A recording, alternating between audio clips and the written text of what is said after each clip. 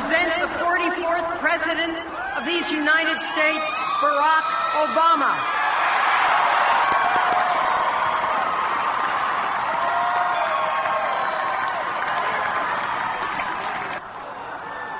My fellow citizens, I stand here today humbled by the task before us, grateful for the trust you have bestowed. I thank President Bush for his service to our nation, as well as the generosity and cooperation he has shown throughout this transition. This is the journey we continue today. We remain the most prosperous, powerful nation on earth. Our workers are no less productive than when this crisis began. Our minds are no less inventive. Our goods and services no less needed than they were last week or last month or last year. Our capacity remains undiminished. But our time of standing pat, of protecting narrow interests and putting off unpleasant decisions, that time has surely passed. Starting today, we must pick ourselves up, dust ourselves off, and begin again the work of remaking America.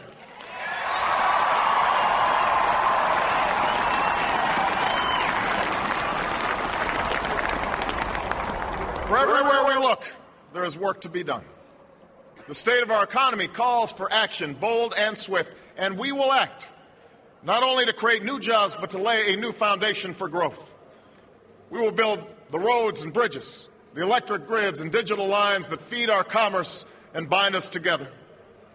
We will restore science to its rightful place and wield technology's wonders to raise healthcare's quality and lower its cost.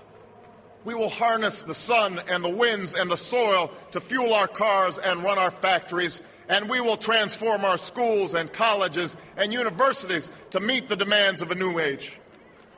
All this we can do. All this we will do.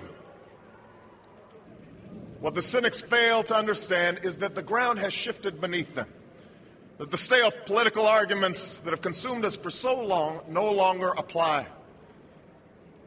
The question we ask today is not whether our government is too big or too small, but whether it works, whether it helps families find jobs at a decent wage, care they can afford, a retirement that is dignified. Where the answer is yes, we intend to move forward. Where the answer is no, programs will end. And those of us who manage the public's dollars will be held to account to spend wisely, reform bad habits, and do our business in the light of day, because only then can we restore the vital trust between a people and their government. We are the keepers of this legacy. Guided by these principles once more, we can meet those new threats that demand even greater effort, even greater cooperation and understanding between nations. We will begin to responsibly leave Iraq to its people and forge a hard-earned peace in Afghanistan. With old friends and former foes, we will work tirelessly to lessen the nuclear threat and roll back the specter of a warming planet. We will not apologize for our way of life, nor will we waver in its defense.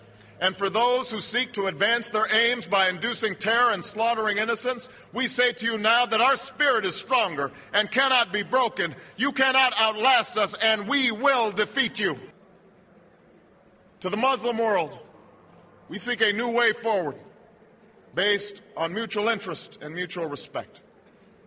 And to those nations like ours that enjoy relative plenty, we say we can no longer afford indifference to the suffering outside our borders, nor can we consume the world's resources without regard to effect. For the world has changed, and we must change with it. As we consider the road that unfolds before us, we remember with humble gratitude. Thank you. God bless you. And God bless the United States of America.